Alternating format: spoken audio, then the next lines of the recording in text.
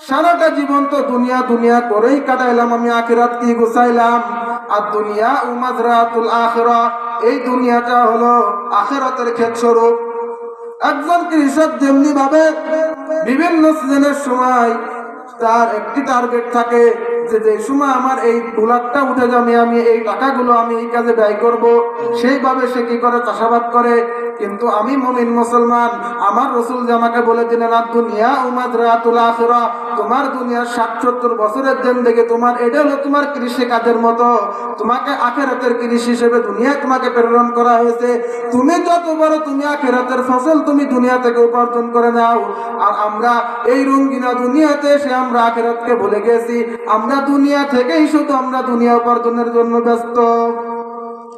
এজন্য আল্লামা শেখ সাদী রাহিমাহুল্লাহ বলেন, हकीकत से तो दुनिया बेखबर है, दुनिया की नुमाइश पर नजर है, उम्मीदों के आज दुनिया जुदाबाश, बाहर कर की बाशी बा खुदाबाश।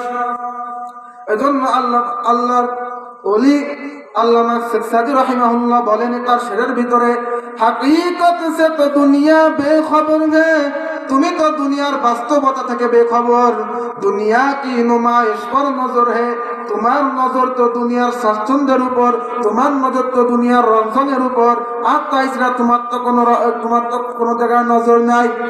নুমি গুয়াম কে আজ দুনিয়া জুদাবাস, আমি তো তোমাকে এটা বলছি না যে তুমি দুনিয়া থেকে পৃথক হয়ে যাও। নুমি গুয়াম, আমি তো তোমাকে এটা বলছি না।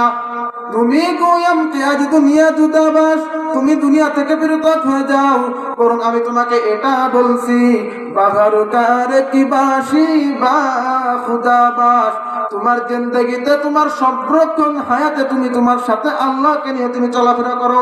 তোমার তোমার দুনিয়ার সমস্ত হায়াতে তোমার 3.5 হাত বডির ভিতরে তুমি আল্লাহ রাসূলের তুমি সুন্নাতকে তুমি চিন্তা করো।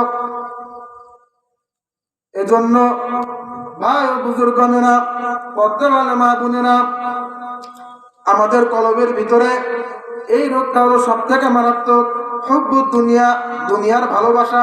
আর এই দুনিয়ার ভালোবাসা